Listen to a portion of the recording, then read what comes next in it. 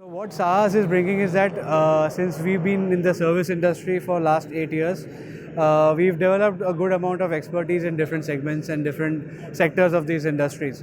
So what we are trying to do is we are trying to set up these additive manufacturing labs for the end manufacturing purposes for different customers and MNCs and everything.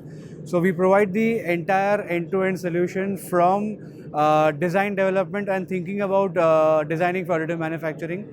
We give them consultation on what kind of machine and what kind of technology they should go through, what kind of material, setting up the entire plant, having the entire environment also for the factory decided, post-processing continuously the entire thing. So that is what we are bringing new for the industry.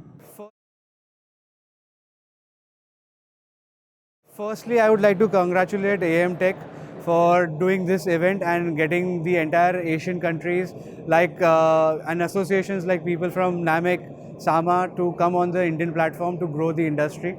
And AM Tech has always been pioneers in basically marketing this industry, and I wish them the best of luck to take it further and make it much bigger than other expos.